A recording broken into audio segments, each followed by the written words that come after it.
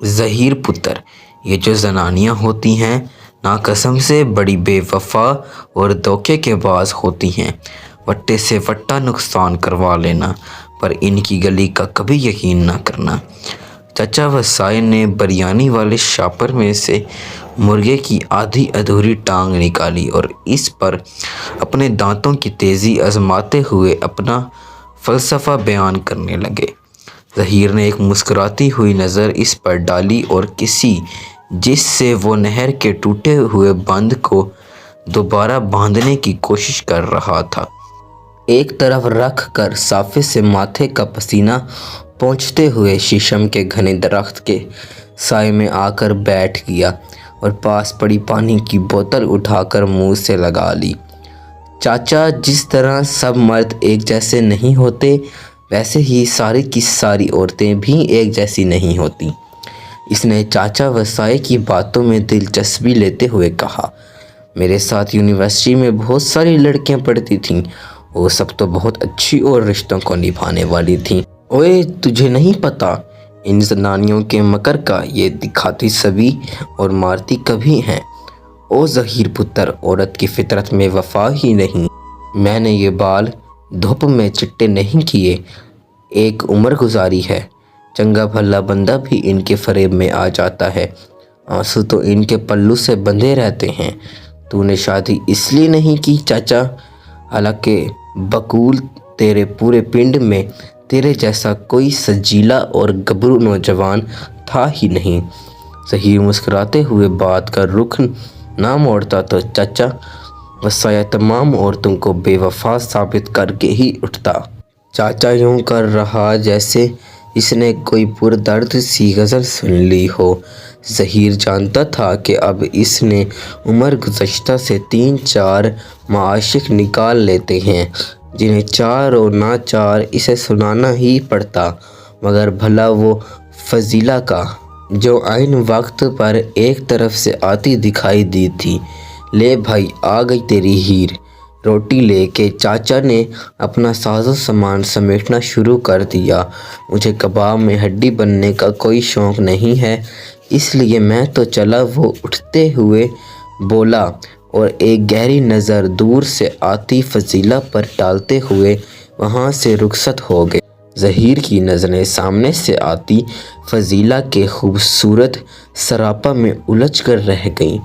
तराशीदा होंठ, साहिराना बड़ी बड़ी सियाह आँखें, गंदमी रंगत, वो इसके मलकूती हुस्न में खो सा गया। फजीला गाँव की सादगी भरी मखसूस खूबसूरती की मुजस्सिम तस्वीर थी।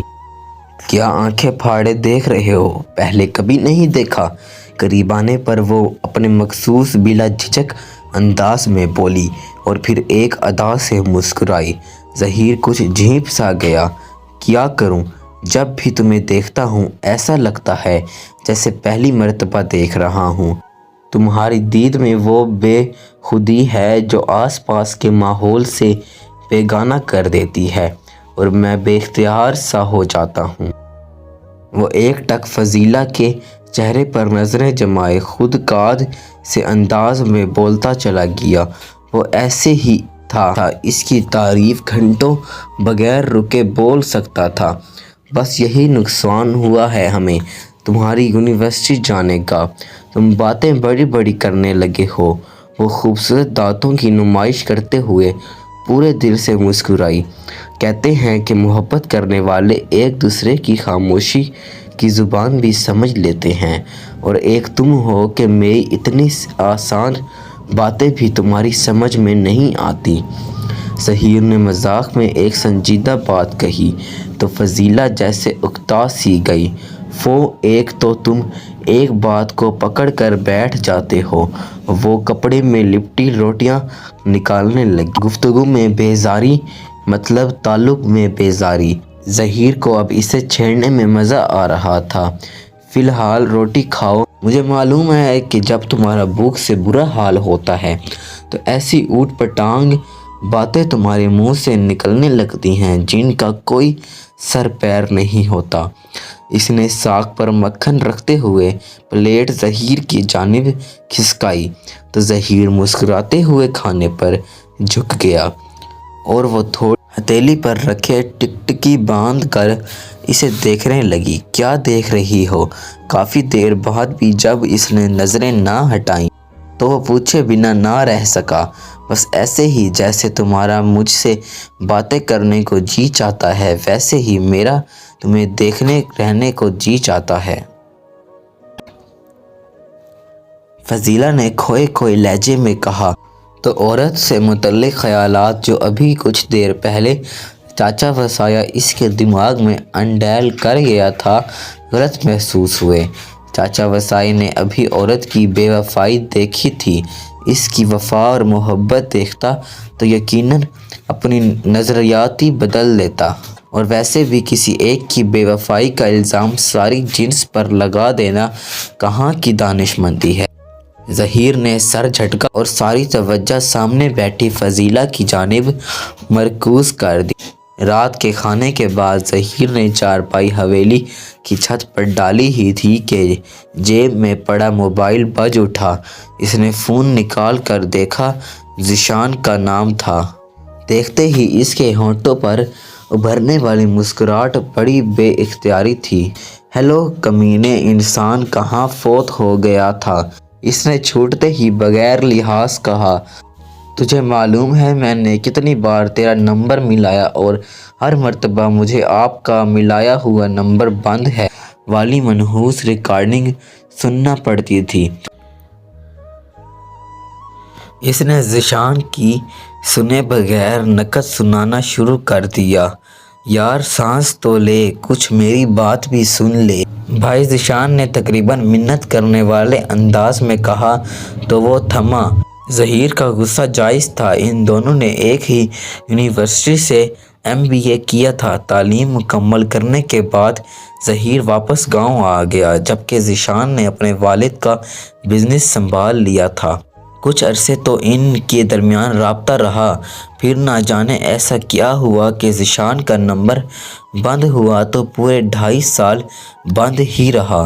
ظہیر نے اتنی دفعہ اس کا نمبر ملایا تھا مگر اس کی طرف جامد خاموشی ہی رہی، اور اب اچانک اتنے عرصے بعد اس کا فون آ گیا۔ تیرے سارے گلے شکوے دور کر رہا ہوں، ذیشان نے چہکتے ہوئے اسے بتایا۔ کیا مطلب؟ ظہیر نے نہ سمجھنے والے انداز میں پوچھا۔ ارے تیرے پاس آ رہا ہوں، تیرے گاؤں۔ واقعی؟ ظہیر نے تقریباً چیختے ہوئے پوچھا۔ کب؟ کل رات کا کھانا تیرے پاس کھاؤں گا۔ کوئی بکرا بچھڑا گرا رکھنا، تو پہنچ تو صحیح، گائے بھینس بھی گرا لیں گے، ظہیر نے پرجوش انداز میں کہا۔ چل ٹھیک ہے، کل ملتے ہیں، ذیشان نے الوداعی انداز اختیار کیا تو ظہیر نے بھی اختتامی کلمات کہے۔ میں انتظار کروں گا۔ یہ دوستی کا رشتہ بھی بڑا عجیب ہوتا ہے، ہر رشتے سے اہم، ہر تعلق سے خاص اور ہر بندھن سے زیادہ مضبوط۔ اگلے دن ذیشان ظہیر کے پاس موجود تھا، جس کے ساتھ اس نے یونیورسٹی میں 4 سال گزارے تھے۔ انہوں نے خوشی اور غمی کے بہت سارے لمحات ایک ساتھ دیکھے تھے، خوشی میں ساتھ ہنسے تھے اور اداسیوں میں ایک ساتھ اداس ہوئے تھے۔ دونوں نے ایک ساتھ زندگی کا بہت سارا سرد و گرم جھیلا تھا۔ دوستی کا رشتہ ہوتا ہی ایسا ہے، دکھ سکھ سانجھے کر دیتا ہے، ایک دوسرے کا درد محسوس کرنے پر مجبور کر دیتا ہے اور دلوں کو ایک دوسرے کی محبت سے چور کر دیتا ہے۔ دوستی دنیا کا وہ واحد رشتہ ہے جو تعلق کو بوجھ نہیں بننے دیتا بلکہ ایک ایسا مضبوط کاندھا بنتا ہے جس کے سہارے ہر مشکل، ہر رکاوٹ پلک جھپکتے میں تسخیر تو کی جا سکتی ہے۔ دونوں رات کے کھانے کے بعد حویلی کی چھت پر چارپائیاں ڈالے نیم دراز یونیورسٹی کی یادوں کو تازہ کر رہے تھے۔ ان کے سراہنے والی چارپائی پر چاچا وسایہ بے سود پڑا تھا۔ ان کے اونچے اور بلند و بانگ کہکوں سے اس کی نیند لمحہ بھر کے لیے ٹوٹتی اور وہ کچھ بڑبڑاتے ہوئے کروٹ بدل کر پھر سو جاتا۔ یار ظہیر، ویسے ایک بات ہے، شہری لڑکیاں تیرے پینڈو مکھڑے پر بہت مرتی تھیں۔ تیری ان گھنی مونچھوں اور شلوار قمیص تلے پشاوری چپل نے بیچاریوں کو چاروں شانچت کر رکھا تھا۔ ذیشان نے آنکھ دباتے ہوئے معنی خیر انداز میں کہا، تو یار تو بھی ابھی ویسے کا ویسا ہی ہے شرمیلا، ذرا بھی نہیں بدلا۔ میرے بھائی بدل جا، اب تو لڑکیاں بھی ایک بوائے فرینڈ پسند نہ آئے تو دوسرا چننے میں ذرا بھی ہچکچاہٹ محسوس نہیں کرتی۔ ایسی بات نہیں ہے یار، تو کیوں بھول جاتا ہے کہ تو 4 سال یونیورسٹی میں گزار چکا ہے۔ بس یار میں ایسا ہی ہوں، تو کیا کام تھا دوسروں کی گرل فرینڈ پر تیری رال ٹپکنے لگتی تھی۔ ظہیر نے جوابی وار کیا۔ بس یار کیا کروں، عادت سے مجبور ہوں۔ تو وہ عادت ابھی تک برقرار ہے یا چھوٹ گئی؟ ظہیر نے پوچھا۔ عادتیں اتنی آسانی سے کہاں چھوٹتی ہیں میرے دوست، یہ بتا یہ بیچ کے 2.5 سال کہاں کی خاک چھان رہا تھا؟ اس نے ذیشان کو کڑے تیوروں سے گھورتے ہوئے پوچھا۔ ارے یار خوب یاد دلایا، بس اکتا گیا تھا زندگی سے، اس لیے دنیا کی سیر کے لیے نکل گیا۔ مالی مسائل تو جانتا ہے کہ مجھے کبھی نہیں رہے۔ فکر نہ فاقہ، عیش کر کاکا والا معاملہ تھا میرے ساتھ، اس نے بے نیازی سے کہا۔ اور ظہیر اسے دیکھ کر رہ گیا۔ ابھی پچھلے دنوں ہی لوٹا ہوں اور بس سب سے پہلے تجھ سے رابطہ کیا ہے۔ اس نے جیسے احسان جتایا۔ کمینے انسان، میرے علاوہ اور تجھے منہ کون لگاتا ہے؟ ظہیر نے آئینہ دکھایا تو وہ شرمندہ ہونے کے بجائے کھلکھلا کر ہنس پڑا۔ جانے سے پہلے انسان کسی کو اپنے جینے مرنے کی خبر ہی دے دیتا ہے۔ میرے لیے اپنی آنکھوں کی بینائی ضائع مت کرنا، کیونکہ میں ایک لمبے عرصے کے لیے کہیں دفن ہو رہا ہوں۔ ظہیر نے مزید لتاڑا۔ اب آ گیا نا، اتنی آسانی سے تیری جان نہیں چھوڑوں گا۔ تو بتا شادی کا کیا سین ہے؟ ذیشان کے پوچھنے پر ظہیر کے چہرے پر ایک مسکراہٹ سی کھلنے لگی اور پھر تصور میں فضیلہ کا چہرہ نمودار ہو گیا۔ بس یوں سمجھو کہ ہجر کی رات اپنے اختتام کو پہنچنے والی ہے۔ مطلب تیری شادی ہونے والی ہے؟ ذیشان نے بے یقینی سے اس کی طرف دیکھتے ہوئے تکیے کی ٹیک چھوڑ دی۔ ہاں یہی سمجھ، ظہیر نے مسکراتے ہوئے کہا۔ سمجھوں کیا مطلب ہونے والی ہے؟ وہ اچھل کر ظہیر کی چارپائی پر آ گیا۔